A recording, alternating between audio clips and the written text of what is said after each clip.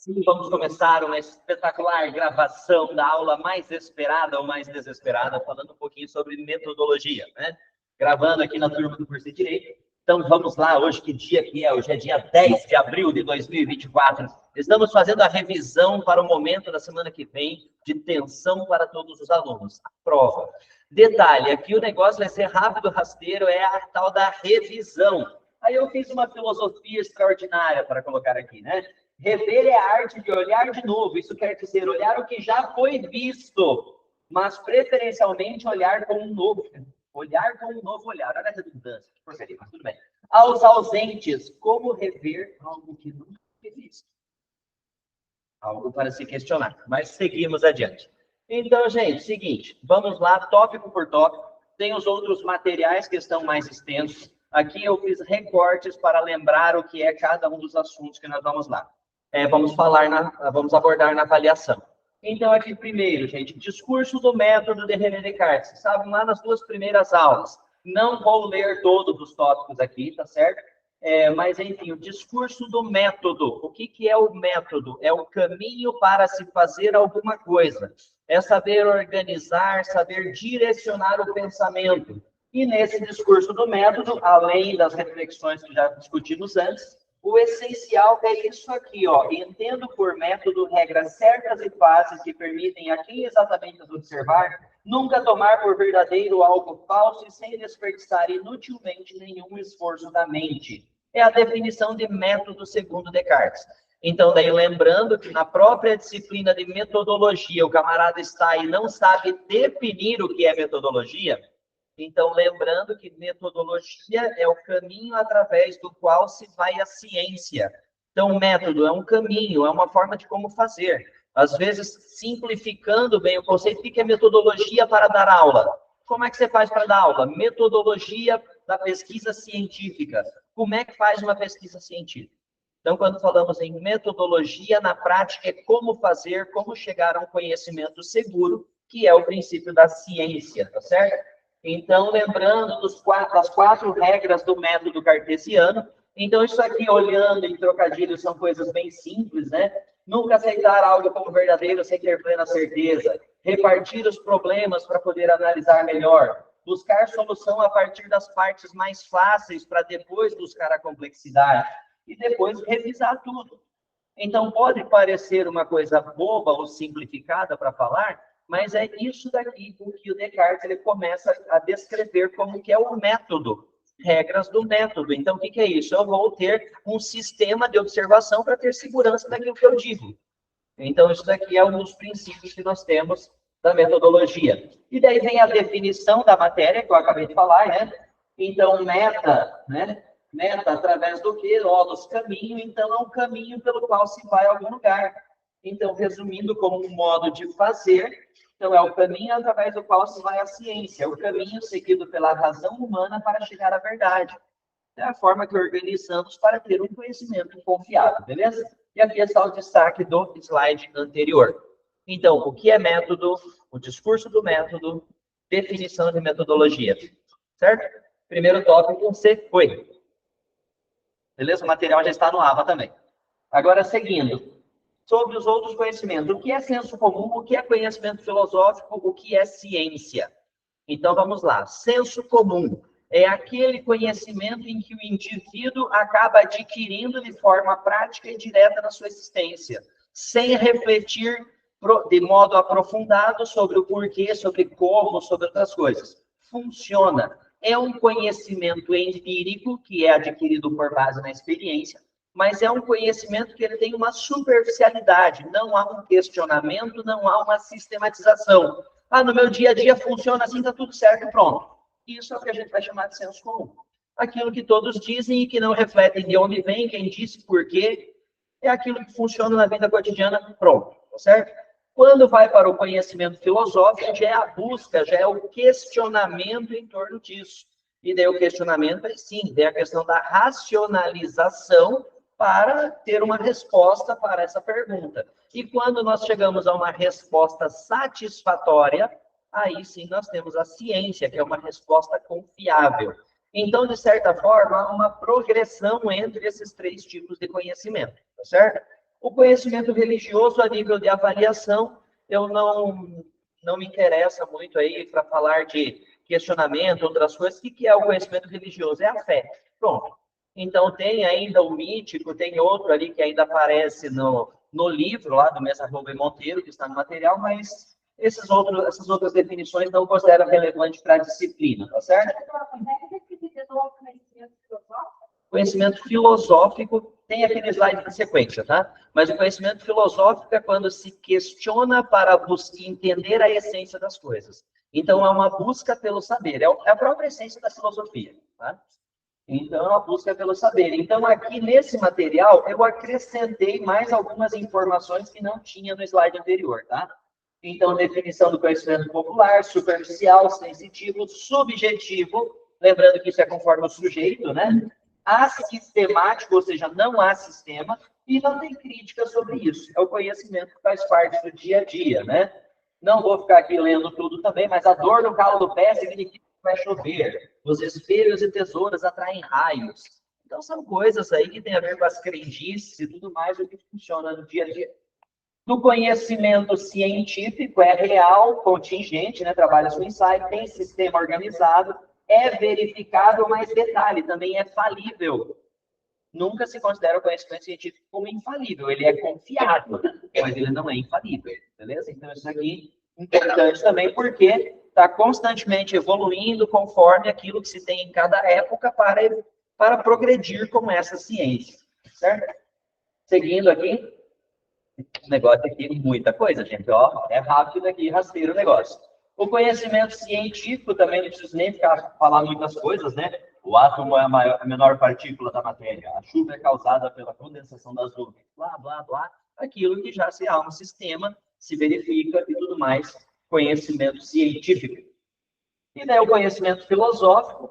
Aqui, ó, a definição que perguntou. É o conhecimento que procura conhecer as causas reais dos fenômenos. Então, é uma forma de busca constante a respeito disso. Só fazer um clique aqui no computador. Ele está dizendo para continuar na chamada, porque está sozinho, eu estou gravando pelo Meet, né?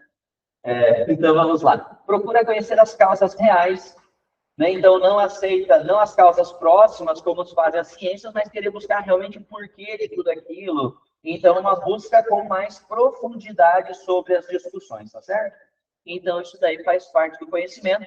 Tem alguns conhecimentos que, quando se questiona, se consegue uma resposta satisfatória, se chega à ciência.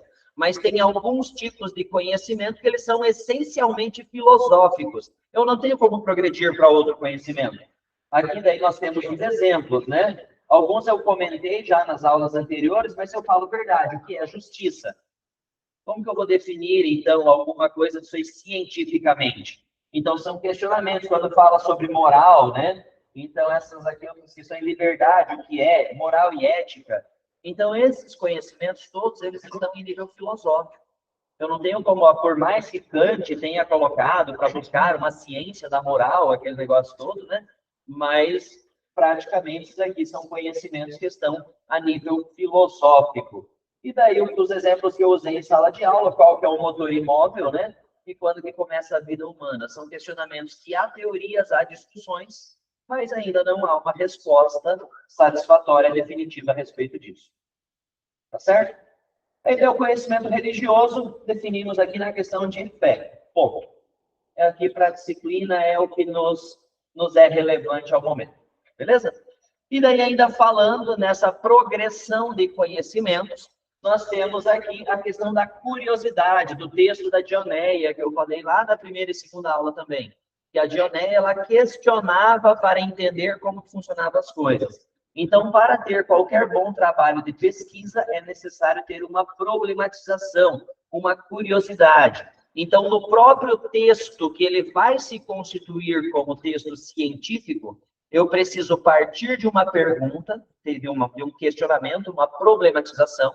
Aí, depois disso, eu vou buscar os argumentos que vão dar fundamento, e esses argumentos são pautados nos métodos também, para daí eu poder construir a minha resposta satisfatória necessária. Então, a curiosidade é fundamental. Sem a curiosidade, nós vamos no caminho do cavalo marinho, a história que eu já contei, que se perde, não chega em lugar nenhum. A filosofia, de certa forma, ela tem o status de mãe da ciência, porque ela que questiona para buscar as respostas, beleza? E daí aqui também, essa daqui eu não tinha mostrado para vocês ainda, mas só para trazer uma visualização do que eu rabisquei no quadro algumas vezes. Primeiro passo, eu tenho que questionar. Até Paulo Freire que fala que o questionamento, ele desafia o saber, né? Então, todo poder pode ser questionado. Então, às vezes, quem não tem segurança do conhecimento não gosta muito de perguntas. Isso é uma coisa para se pensar socialmente, inclusive, né? Mas, enfim, tudo pode ser questionado, tudo pode ser investigado. Aí, quando eu questiono isso, né, a curiosidade é fundamental, lembrando do cavalo marinho, e daí eu vou construir os argumentos baseados nos métodos, seja pesquisa de campo, experiência, pesquisa bibliográfica, o que quer que seja. Então, eu vou buscar os fundamentos para isso. E daí, um outro detalhe, isso aqui não é questão de avaliação, mas só para completar o raciocínio, e também esse conhecimento precisa ser comunicado. Porque se, por exemplo, vocês fazem uma discussão a respeito do direito e chega para explicar essa conclusão para um engenheiro, ele não vai ter uma profundidade a respeito disso. E o inverso é verdadeiro. Se alguém de engenharia vai lá, faz uns cálculos, alguma coisa, chega a explicar para quem não tem um conhecimento aprofundado, ele não tem como dar respaldo para dizer que isso é válido cientificamente como argumento. Então, um dos critérios também para que o conhecimento seja científico, além da argumentação e do método, é comunicar essa ciência aos pares e ter a aceitação deles. É aí que vem o chamado ritual da banca do TCC, por exemplo, né? Em que você faz uma argumentação e você precisa apresentar para 3 professores, que são aqueles que vão avaliar para dizer se essa argumentação é válida, quem conhece da área. Então, essa comunicação, aí sim, ela é importante. Após essa comunicação ser aceita, aí sim vai falar, não, a argumentação está coerente, está avaliado pelos pares, aí se declara oficialmente de que é um texto científico, tá? Então, isso precisa, e lembrando que a ciência também é cíclica, né? Vou observar, vou pôr a problematização, vou ter uma hipótese, vou testar, vou ver resultados, aí isso vai praticamente virar uma literatura e vai ser publicado. Daí alguém vai observar, vai questionar, e esse ciclo de produção de ciência é infinito, tá certo? Tanto que se multiplica muito hoje. Então, questionamento, construção de argumentos, comunicação, aí eu tenho o texto científico. E daí vem a máxima de Heráclito, né? Quando você tem um texto científico, quando você olha de novo para esse texto, o texto já não é o mesmo texto e você já não é mais o mesmo ser. Né? Como disse, o camarada não pode entrar no rio 2 vezes. Isso daí até é uma sensação interessante, porque aconteceu já com alguns textos que a gente publica e tudo mais, depois você olha para trás para aquele texto, você já não olha mais com a mesma mentalidade, tem coisas que você já fala, poxa, já faria diferente, você já não consegue mais olhar do mesmo jeito, você já tem outros problemas que você coloca ali. Então, é justamente essa evolução do pensamento que está aí intrínseca à ciência. E dessas definições, sim, eu comentei todas elas. Gosto muito dessa ciência, o conhecimento obtido com segurança através de algum método. E lembrando que também o conhecimento não é um objeto que declara como ele é. O objeto, ele é discursivizado por um sujeito que o percebe. Eu tenho essa garrafa aqui, tem gente que olhou assim, carinha, né? Eu tenho essa garrafa. Para falar sobre essa garrafa para alguém, não é a própria garrafa que declara como ela é. A percepção da garrafa que será passada aos outros é uma percepção minha sobre a garrafa. Então, sou eu que vou discursivizar sobre a garrafa.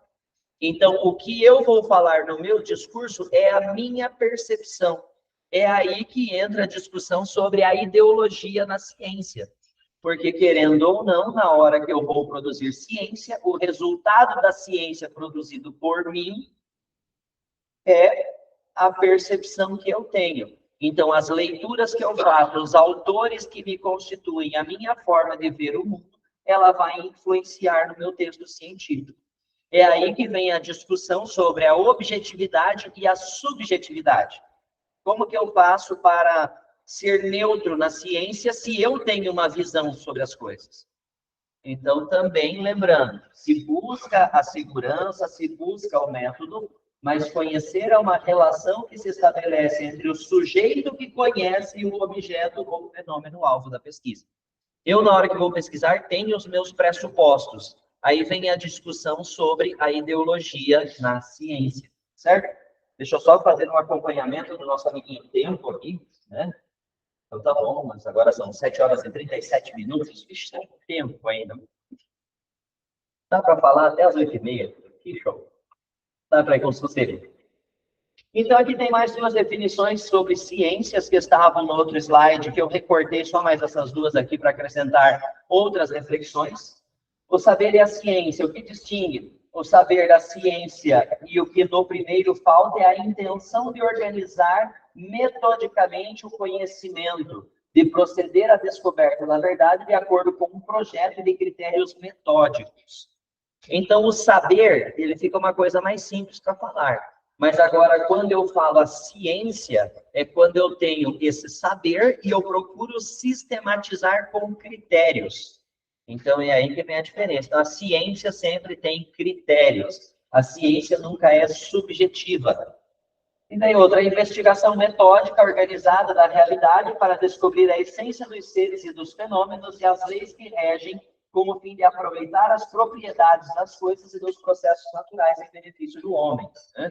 Então, aí também reflexões válidas sobre, para definir o que é ciência. Então, lembrando, definição de ciência é aquilo que pode ser testado, verificado, conhecimento seguro.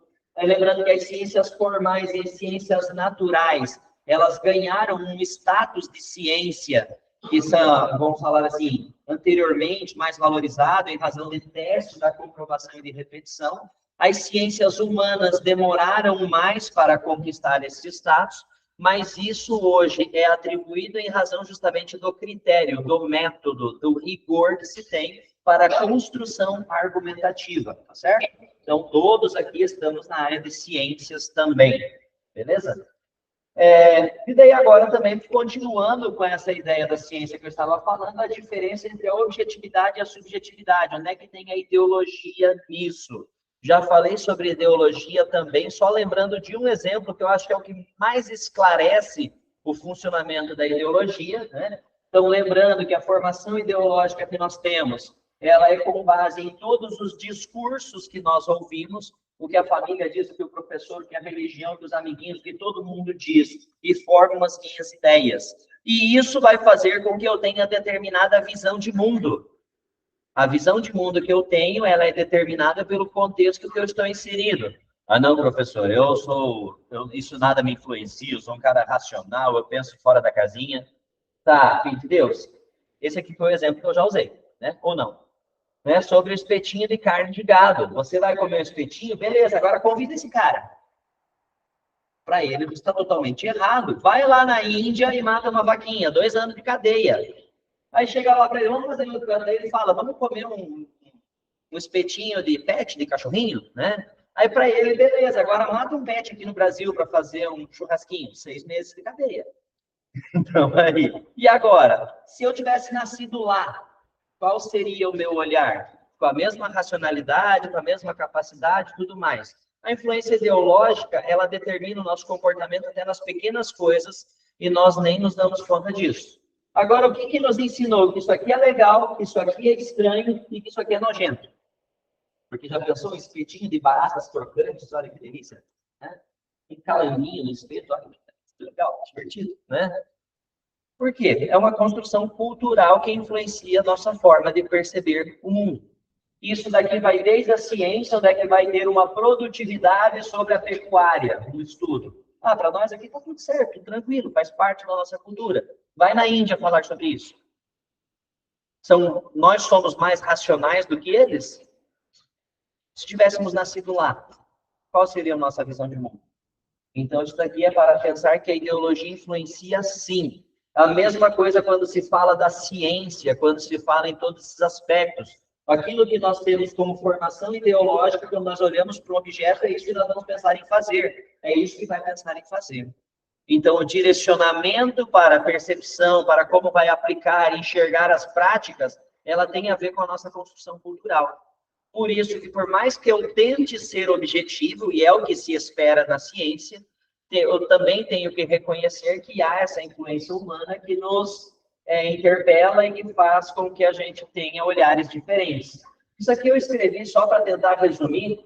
A ciência é uma descrição objetiva, pois ela tenta ser, que é construída discursivamente por um sujeito com influências subjetivas e por conhecimentos parciais, pois não chegamos à completude. Por mais que eu seja honesto, eu não domino o todo quando eu vou falar, eu domino os argumentos que eu estudei para falar sobre aquilo. Até a nossa própria condição humana nunca vai dominar o todo, tá certo? Então, só lembrando disso. E daí um trechinho do discurso do método que estava lá nos primeiros slides. A diversidade das nossas opiniões não provém do fato de serem uns mais racionais do que outros, mas somente de conduzirmos nosso pensamento por vias diversas e não considerarmos as mesmas coisas. Então, cada um pensa diferente. Ou é mais racional? Não. Temos conhecimentos diferentes, construções de sujeito diferente. Certo? Então, isso daqui para fechar essa reflexão. E daí é claro que quando nós vamos para os manuais de metodologia, sempre se fala qual tem que ser a atitude do pesquisador. Tem que ter consciência crítica, tem que ter consciência objetiva de tentar negar a percepção de si mesmo ao avaliar o objeto, tem que tentar fazer esse direcionamento, e aí que vem a questão da análise que eu falei para vocês, que nós sempre precisamos de um critério, e o critério nunca pode ser subjetivo, tem que tentar buscar um critério objetivo. É aí que nós temos uns slides adiante que retomam isso aqui. Então, racionalidade, praticidade, eu tenho que tentar negar essa minha percepção, eu tenho que buscar o contraditório, eu tenho que ser honesto na minha pesquisa. Mas eu não posso invalidar uma pesquisa porque a pessoa construiu dentro do seu universo. Isso eu não posso invalidar, tá certo? Então, às vezes, uma pessoa com algumas ferramentas, com uma visão de mundo, constrói dar um resultado, outro constrói dar outro resultado. Então, isso daqui faz parte da própria dialética. E daí, lembrando que nessa posição está o cientista, jornalista, juiz, todos estão aí nessa construção social do sujeito. Tem que deixar para leitura e reflexão, segue o roteiro. Agora, outro tópico importante também que eu falei nas aulas, a diferença entre leitura e análise.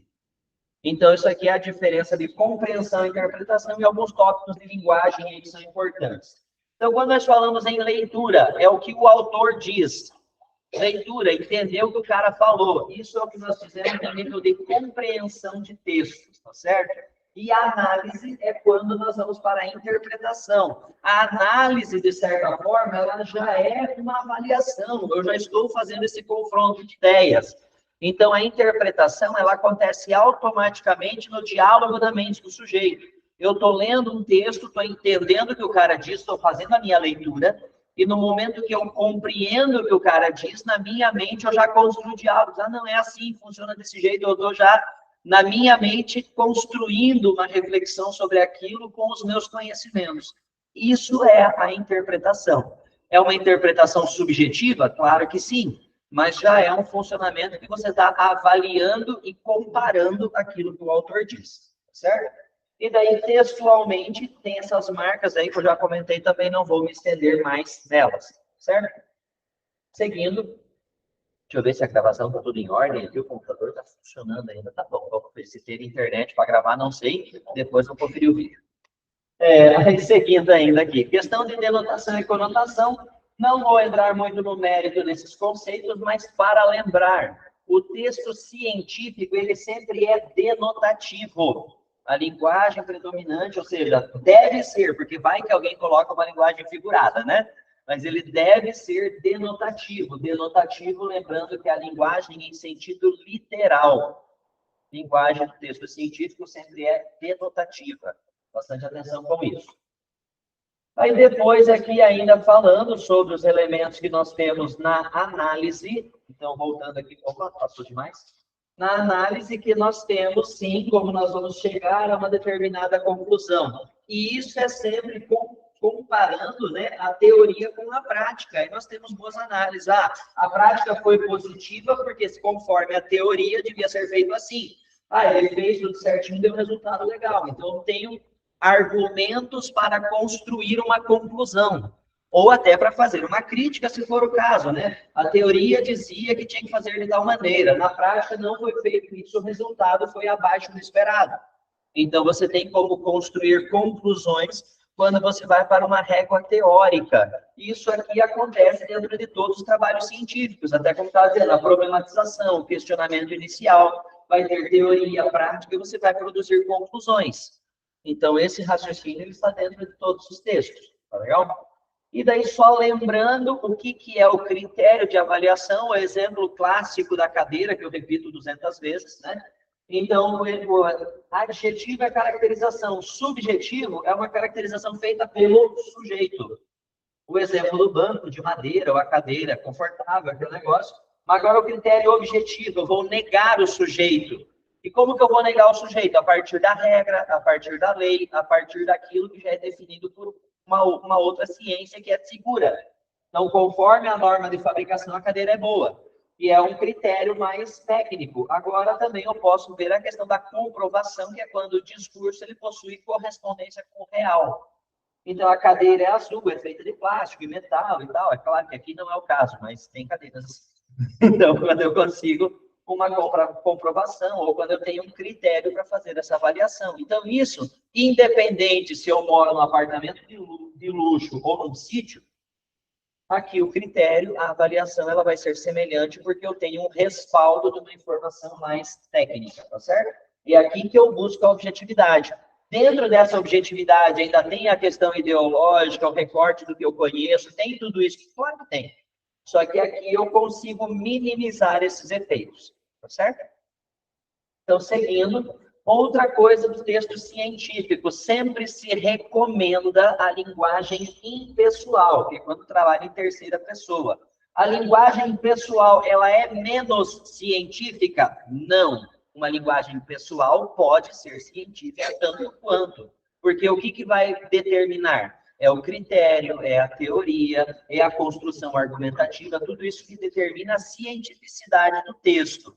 Mas, de modo geral, os professores e tudo mais sempre recomendam que a linguagem seja impessoal. A pessoa quando está na primeira pessoa, concordo, entendendo. Então, também para fazer essa diferenciação aí. Tá certo? Agora vamos para os gêneros textuais, só para passar bem rapidinho também. São apenas 19 horas e 49 minutos. Estamos dentro do previsto com muita tranquilidade. Golinho de água no momento.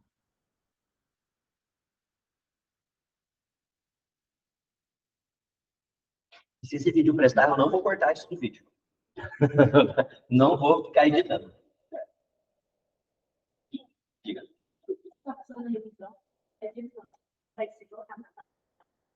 Tecnicamente.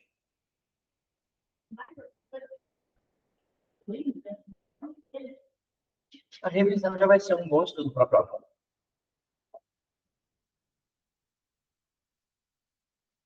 Que vou dizer para vocês. Faz parte do universo. Vamos lá, em gêneros textuais, então, e técnicas de leitura, que falei para vocês, e não vou cortar isso, né? Então, técnicas de leitura, né? Então, esquema, sublinha e fichamento, acho que não precisa retomar. Tá aí o material, uma pequena leitura. Pontos principais, sublinhar, colocar destaque, fichamento é uma prática mais organizada, né? Colocando o número de página, pode ser por cópias, ou pode ser por paráfrase. Tranquilo com o termo paráfrase? Paráfrase uns fizeram assim, outros assim, então vamos explicar. Paráfrase é quando eu pego um texto de outro autor e eu reescrevo com as minhas palavras. Né? O autor falou de um jeito e eu vou reescrevê-lo. Então, o fichamento ele pode ser por pequenas paráfrases, em que eu escrevo do meu jeito, ou pode ser por cópias, lembrando sempre de sinalizar com aspas. Né? Então, isso faz parte. E daí os gêneros textuais aqui comentados também, lembrando que resumo e síntese, eles estão em nível de leitura, a sua opinião não interessa, isso aqui não são textos opinativos, é o que o autor disse isso, ponto. Se você concorda ou não, não interessa, o cara está dizendo. Sinopse, academicamente, não nos interessa, porque é um resumo comercial, é aquela orelha do livro, né? O comentário é quando eu faço justamente esse movimento de análise, comparando, interpretando, avaliando, confrontando. Isso é o comentário. E a resenha é um trabalho acadêmico que mistura os dois. Mistura o resumo mais o comentário, eu tenho a resenha.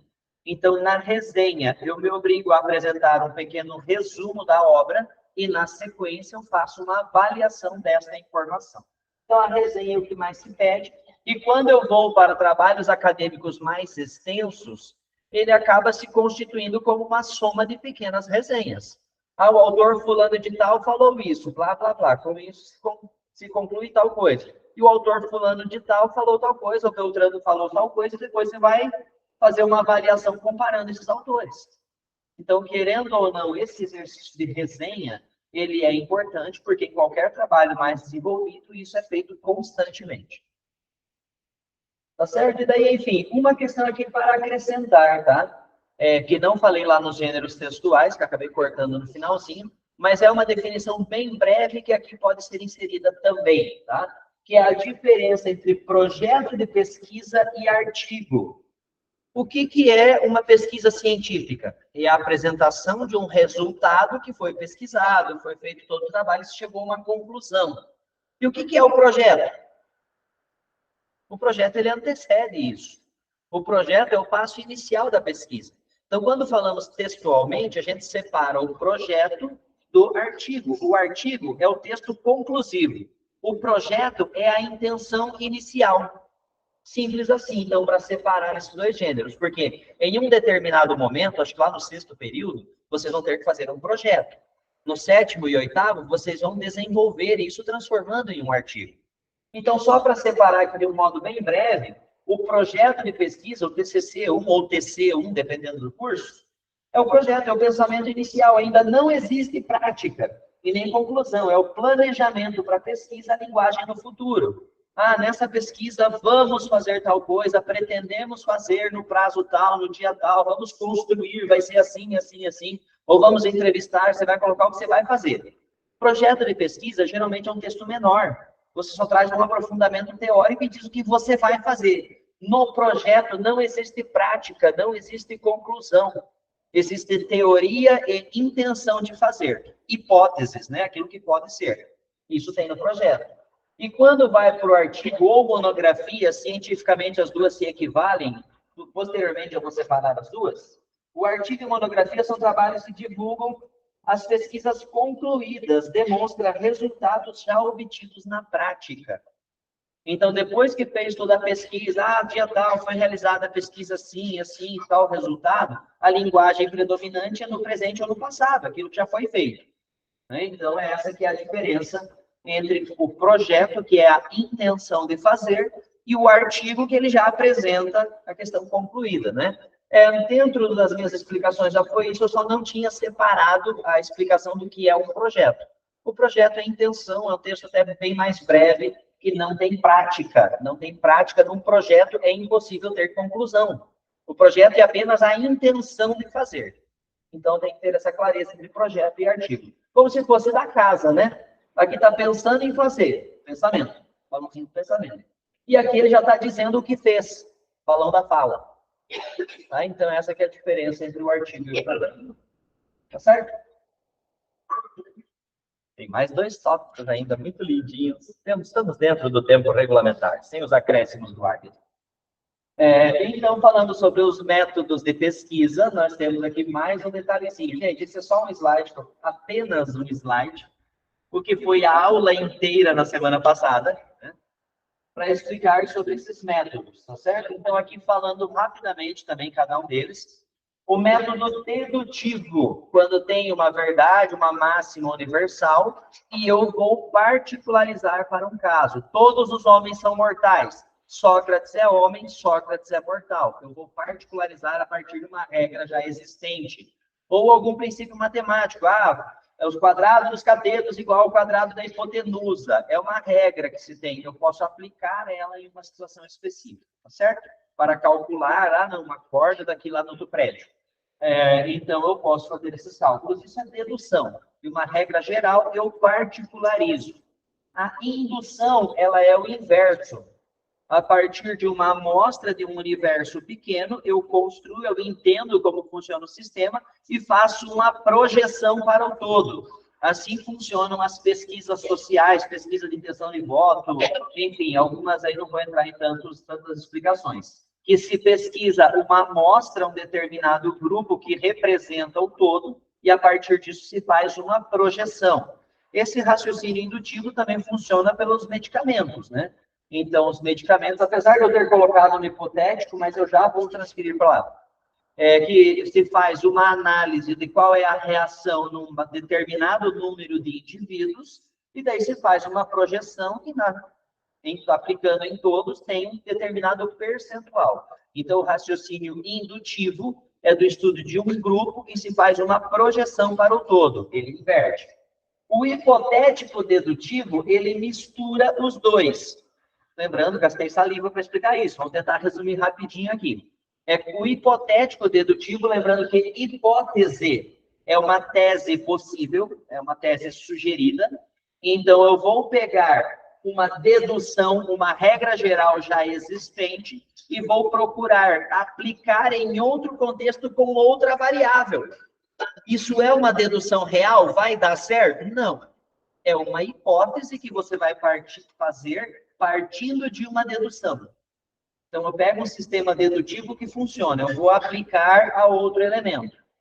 E daí, quando eu faço isso, é o que acontece. Por exemplo, o que eu usei aqui é a questão de medicamento. Um determinado medicamento funciona, de regra geral, para tal doença.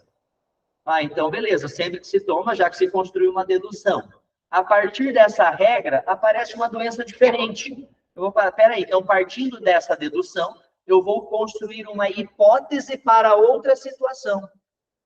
E daí também, na hora que eu construo a hipótese, eu vou testar num pequeno grupo, e a partir desse pequeno grupo que eu testei, vai induzir para o todo, criando uma nova regra. Então, é praticamente esse funcionamento. Então, quando fala do hipotético dedutivo, ele cria-se uma hipótese para aplicar com outras variáveis, depois, com o resultado, procura-se criar uma nova regra. Então, aqui eu tentei, com pouquinhas palavras, também tentar explicar da forma mais básica possível, tá certo? O estudo fenomenológico é quando nós fazemos uma descrição do que acontece num determinado grupo. Peguei uma amostra para estudar. Mas essa amostra tem muitas variáveis ou não dá para fazer uma indução para o todo. Mas eu estudei aquele fenômeno, como funciona. Então, o fenomenológico é o estudo restrito a um determinado grupo, no qual não é possível fazer uma projeção indutiva, uma conclusão indutiva, tá? Então, também tento deixar isso bem claro. O dialético é uma discussão com possibilidades contraditórias. Tem uma ideia que funciona, tem uma ideia que se opõe, depois vai ter a negociação, o que pode ser, o que pode não ser. O que entra com muita força aqui é a argumentação verossímil, que é aquela que tem aparência de verdade. Verdade, símil, semelhança, né? Então, tem semelhança com o real. Pode ser, pode não ser. Atenção, esse aqui no dialético, ele trabalha muito com, não é só com o ser. Quando eu falo eu tenho um compromisso de correspondência com o real. Quando eu estou trabalhando no contraditório, eu trabalho com as expressões deve ser e pode ser. Estou trabalhando com negociação, com possibilidades, com visões de mundo. Então, o dialético direito, ele vai estar principalmente aqui. A engenharia, ela vai estar muito aqui, farmácia. Então, entre esses campos são os métodos principais de estudo, tá certo? É claro que alguns casos entram no fenomenológico, psicologia, algumas coisas aí entram muito no fenomenológico. E o sistêmico, ele é a análise de uma situação para registrar como funciona o sistema. Então, o estudo sistêmico é quando se percebe a realidade, se registra mas fazendo uma primeira descrição sobre um sistema. Lembrando que o estudo sistemático é quando você está estudando um sistema que já foi registrado. Então, o estudo sistêmico mesmo são pouquíssimos que são inovadores de perceber, de fazer alguma coisa para criar esse tipo de coisa, certo? E tudo isso aqui está no livro Mesa Rubem Monteiro, apenas a página 60 até 84. Então, esse aqui é mais um tópico importante para a nossa brincadeirinha. Não sei se escapou alguma palavrinha, alguma coisa, como vocês me perguntem aí. E daí, lembrando ainda que um contexto dialético, que é no contraditório, só para reforçar, a educação é boa, a educação é ruim quando falamos dos analfabetos. Aí vem aqui a questão ideológica, a questão parcial, ela entra com muita força. Porque são os argumentos que eu conheço. Eu quero dizer que está tudo ruim. Então, vou comparar com a Europa, vou trazer um número mais impactante, vou tentar aqui induzir para levar o raciocínio para dizer que está ruim. Ah, não, se a partir desse número, 6,8, vou dizer que está boa. Ah, não, mas em 2015 era 8,4, então melhorou. Está melhor que a média da América Latina. Ah, não, então a educação está boa. Então, as teses são diferentes. Mas aí, para conduzir a tese em um contexto dialético, depende de como vai fazer o gerenciamento dos argumentos para levar ao raciocínio. Então, o dialético, ele é a negociação do contraditório. Lembrando bem isso aí. Tá certo? Último tópico, Chico. Fortes emoções. 8 horas e 3 minutos, eu falando tão breve, ainda tem mais de 20 minutos para falar com vocês. Olha que emoção. Então, falando sobre citações. Gente, isso daqui também acho que não deu tempo de falar mais para vocês, então agora estamos com o tempo considerado, então bem tranquilo. Gente, citações. Marca do trabalho acadêmico. Então, sempre quando eu vou argumentar, a gente falando, né, de trazer autores, trazer especialistas. Como que eu faço isso no texto? Eu faço isso no texto quando eu trago o discurso do outro para fundamentar o meu texto. Então, as citações são menções obtidas a partir de fontes, livros, revistas, jornais, tudo que eu preciso para dar base teórica para o meu texto. E eu preciso sempre dizer essa informação do texto. Lembrando, ninguém pode começar um trabalho científico com a impressão de que ele é fonte do saber, ele é a origem do saber. Como que acontece isso? Vou dizer assim, falando sobre texto, sobre educação, tem muitas coisas que eu já li, gente. Estou há 20 anos estudando essa brincadeira, né? Só que às vezes tem coisas que eu repito aqui em sala de aula que eu não lembro mais nem onde é que eu li. Porque são coisas que na minha cabeça já assumiram como conhecimento consolidado, e eu repito isso naturalmente e nem lembro mais onde é que eu li. Aí eu chego para falar para vocês do que é o conhecimento dedutivo, eu não estou mencionando que eu li no livro do Arrouba e Monteiro, do Arrouba e Monteiro. Eu tô falando do que eu lembro aqui, do conteúdo, e que já formei um conceito na minha cabeça. Mas na hora que eu vou falar para alguém escrevendo isso em um trabalho, eu preciso dizer de onde que é a fonte, senão dá a impressão que eu criei isso. Então, quando eu não coloco a citação no meu trabalho, é como se eu tivesse me apropriado daquele conhecimento e me declarado como fonte do saber. Eu não sou fonte do saber. Todo o conhecimento que eu vou produzir alguma conclusão, tem alguém que disse antes. Então, se eu vou colocar no trabalho acadêmico, eu tenho que estudar, peraí, quem foi que disse? Eu tenho que fundamentar o que eu digo. Ninguém é fonte do saber. Se eu não coloco a citação, eu posso dar essa impressão de que eu sou a origem. Ou pior, eu posso, ainda mais se eu for muito fiel ao que o pensamento de alguém que já publicou isso, eu cometo o crime de plágio.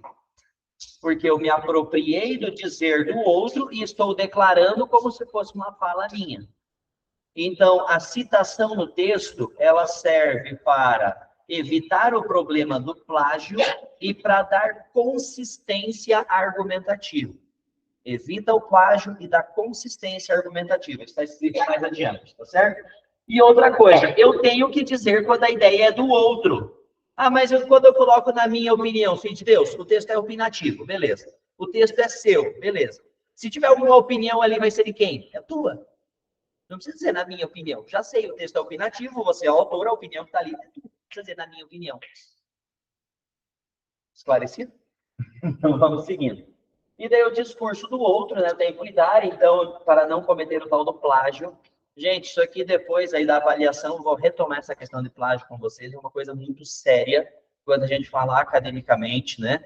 Então, há várias distorções, há várias questões aí, vamos falar assim, da negociação acadêmica por trás de trabalhos e tudo mais, isso é triste, né? Mas vamos pensar no procedimento correto. Então, gente, escrever um trabalho não é a mesma coisa que copiar o trabalho de alguém. Eu preciso ler, eu li de alguém, fulano de tal falou isso. Eu trago a referência para o texto, não tem nada de errado. Eu copiar o que o cara falou e não colocar o nome do cara, vai parecer que sou eu que digo. Eu roubei a ideia dele, plágio. Mas agora, se eu faço a citação e coloco o nome do cara, tá tudo certo, não tem nada de errado. Tá certo?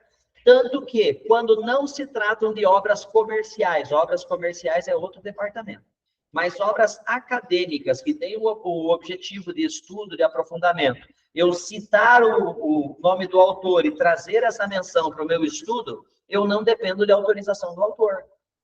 Então, academicamente, você citou lá, cita o cara o quanto quiser no seu estudo, tá? Tá valendo, tá tudo certo. O problema é quando eu não cito a pessoa ou quando eu vou utilizar isso com finalidade lucrativa. Aí depende, aí tem outras questões para serem discutidas. Mas academicamente, põe o nome do cara, resolveu tua vida. Não vai criar treta para dizer que é o único, tá certo? E daí só lembrando que no Código Penal, né, 184 é o artigo que se refere ao plágio, tá certo? Eu nunca ouvi falar de ninguém ser preso por plágio, mas de precisar indenizar já. Então, eu sou aqui só para esclarecer. Oculte as fontes de sua monografia e venha para o lado negro da força. Né? Poético isso, mas vamos adiante. Então, é o seguinte, tem dois tipos de citação, não sei se já estudaram isso no ensino médio, em outros momentos. A citação indireta e a citação direta. Então, essa daqui, sim, ainda eu preciso explicar, que é o nosso último conteúdo para avaliação. Vamos lá. Citação direta e indireta. Gente, como que eu vou tentar ser o mais claro, direto e resumido possível? Citação direta. Eu peguei o texto do cara e mencionei diretamente no meu texto. Copiei. Agora, eu peguei o texto do cara e citei no meu texto de um modo indireto. Eu peguei só a ideia dele e coloquei com as minhas palavras. Isso que é a citação indireta. Para exemplificar, está aqui bem, a letra está um pouco pequena, não sei como é que está lá no fundo, né? Mas aqui, citação direta, é quando reproduzimos exatamente as palavras e ideias do outro e colocamos aspas duplas. De acordo com Lavoisier, francês, pai da química moderna, abre aspas, na natureza nada se cria, nada se perde, tudo se transforma, fecha aspas. Copiei, aspas, exatamente o trecho. Show de bola fazer esse trabalho, tem nada de errado. E o inverso também é verdadeiro, a citação indireta também, posso fazê-la tranquilamente. É aquela que retomamos ou mencionamos a ideia de alguém usando nossas próprias palavras. De acordo com Lavoisier, francês, pai da química moderna, tudo muda na natureza, nada se torna inútil. Por exemplo, quando um animal morre, seu corpo vira alimento para diversas outras espécies. Então, aqui, de certa forma, ler, interpretar, aí trabalhar um pouco com o texto, cuidar nas interpretações para você não avaliar de modo que distorça, né? Já comentei sobre isso, para evitar cuidados, evitar comentários que possam distorcer a ideia do autor, mas quando se trabalha num desenvolvimento reflexivo que esteja de acordo com a teoria, não tem problema nenhum. E até isso é uma coisa importante para os trabalhos acadêmicos. Aquele que faz um trabalho com muitas citações diretas, fica um texto chato, fica um texto muito recortado, fica aquele texto muito fragmentado. Então, às vezes, você tem que ler e tem que produzir uma articulação escrita.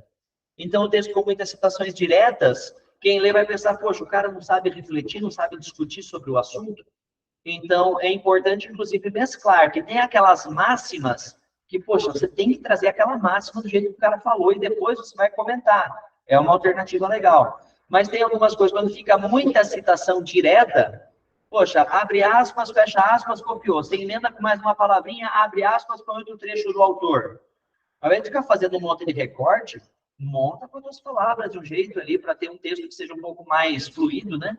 Então, isso também é importante que se organize na escrita. Beleza? Citação direta é cópia, a indireta é fazer o que nós chamamos de paráfrase, que é escrever com as suas próprias palavras. E daí, enfim, só para reforçar o que é a importância da citação,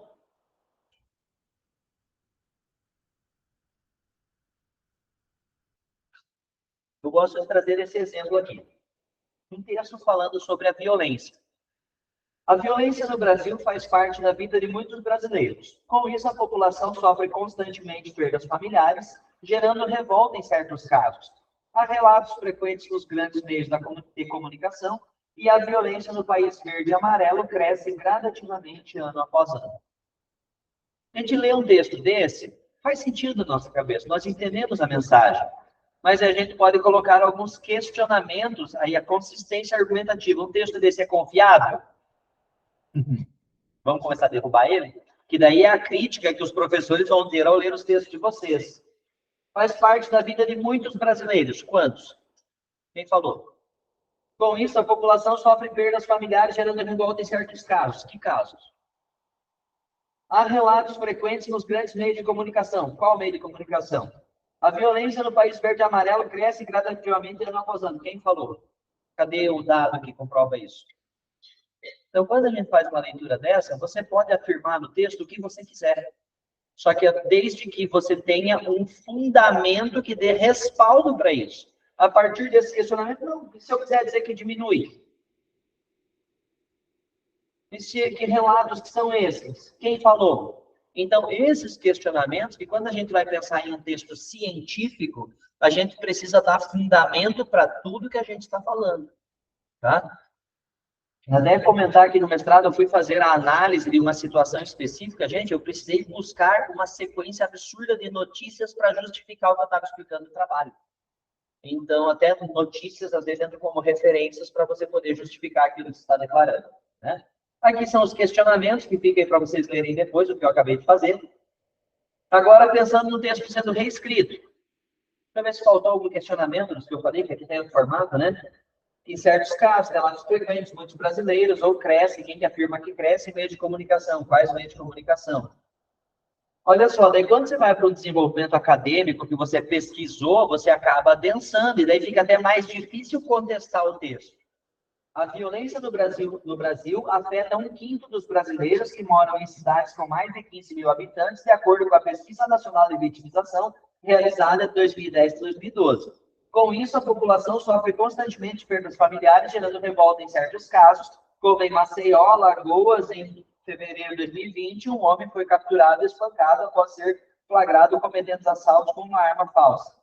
Né, que até no meio de comunicação tinha que dizer também o meio de comunicação que divulgou, aí, que ainda tinha mais uma informação que cabia aí. Além disso, essa mesma pesquisa aponta que a violência do país verde e amarelo cresce gradativamente ano após ano, já que a maioria dos brasileiros, 60,3%, sente que a criminalidade piorou nos últimos 12 meses.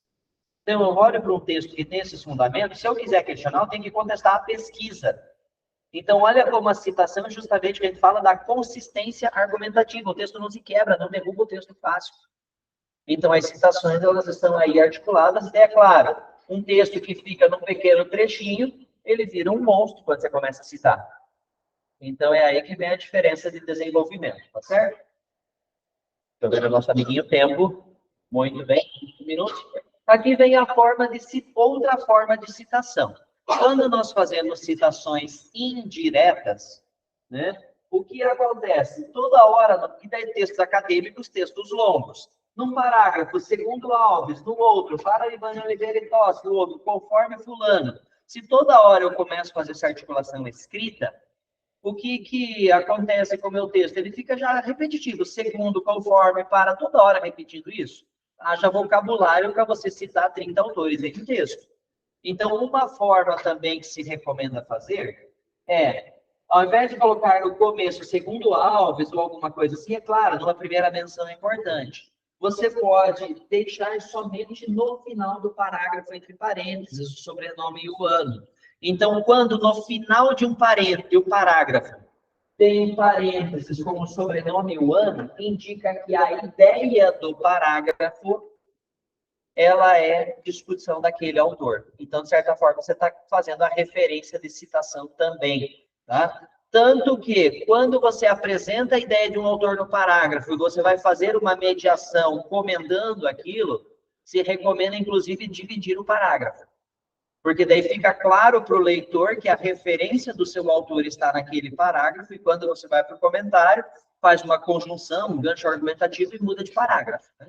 Para que você tenha clareza do que é a ideia do autor ou não. Pode ter com 2, 3 autores no mesmo sistema, né? Um livro escrito por 3 autores. Para Ivane Oliveira e Toschi, a gestão democrática e tal. Então, sempre cita o sobrenome dos autores e o ano da obra.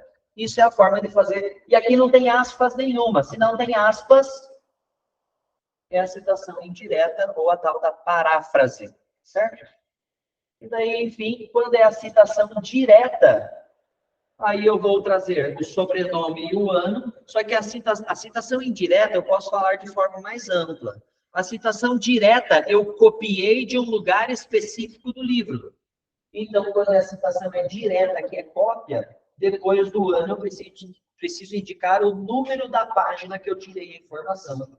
Então, aqui, né? Carraer, 2002, página 5, afirma que, abre aspas, trechinho, pronto, né? E daí é claro que daí nas citações diretas eu posso colocar no final também, sem mencionar no início, posso fazer isso, mas aí eu preciso das aspas, depois das aspas, sobrenome, ano e número da página. Tá certo? Então, citações, sobrenome e ano. As referências obrigatórias. E quando a citação é direta, que é uma cópia, eu preciso pôr aspas e pôr também o número da página, tá certo? Tem alguns formatos estéticos que a gente discute, mas isso aí vai ficar para o próximo bimestre daí. Certo? Citação direta e indireta e como que eu apresento isso textualmente, beleza? Esse mais em 3 linhas, ignorem que isso aqui vai ficar para eu explicar para vocês depois. Então, só para finalizar a parte das citações, citações é o discurso do outro. Sem citação, eu tenho a questão do plágio. Tudo que é mencionado deve ter uma referência, pois o sujeito pesquisador não pode se declarar como fonte do conhecimento. Então, tem que ter uma referência que respalde o que eu estou dizendo. A citação atribui consistência argumentativa com respaldo sobre o assunto em 3 perspectivas. A citação de autoridade, que é a fala de especialistas, de comprovação, que é dados e pesquisas, e de exemplificação, que são referências históricas, notícias e tudo mais. Tá certo? Então, dito isso, final de revisão.